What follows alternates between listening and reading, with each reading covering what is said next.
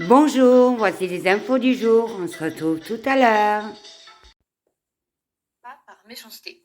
Hein, qu'on soit bien clair sur ce point-là, à cet âge, l'enfant n'est pas décentré, c'est-à-dire qu'il n'est pas en mesure de comprendre l'impact de ses actions sur le ressenti de l'autre enfant.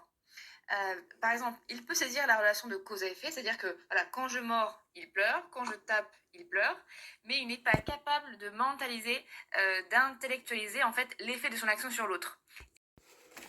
Bonjour. Ben voilà pour une belle analyse pour un enfant qui mord ou qui tape. Oh, en 1962-1963, le corps enseignant se posait bien moins de questions. L'année de mes 3-4 ans, je suis en maternelle aux 4 saisons à Rodez. Moi, je suis une petite fille turbulente. Un jour, je ne sais pas pour quelle raison, je ne me rappelle pas, j'ai attrapé le bras d'un camarade et je lui ai planté les quenottes dedans. Aïe, aïe, aïe, aïe, pour lui, pas bonne idée pour moi. Hein. Les cris du pauvre petit ont alerté la maîtresse qui n'a pu que constater les dégâts.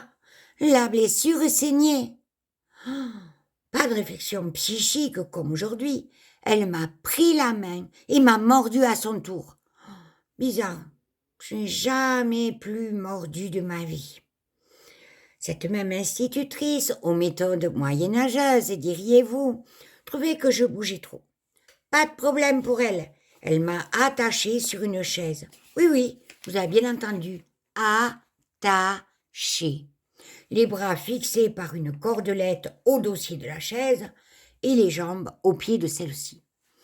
Les adultes ne s'encombraient pas de réflexions inutiles. Action, réaction. J'étais turbulente à l'école, certes, mais aussi avec mes parents. Surtout quand je pouvais enfin goûter aux joies de la vie à l'extérieur, quand j'étais trop bridée à la maison. Vous savez pas pourquoi? Ben, revoyez ma vidéo, cette fille-là, elle est unique. Oh, je ne savais pas marcher normalement, toujours à sauter d'un pied sur l'autre. Ma grand-mère demandait souvent, va-t-elle un jour marcher normalement, cette gosse? Pour me laisser un semblant de liberté, maman avait acheté un harnais ou une laisse, comme vous voulez. Ah, je vous vois déjà posséder au cri.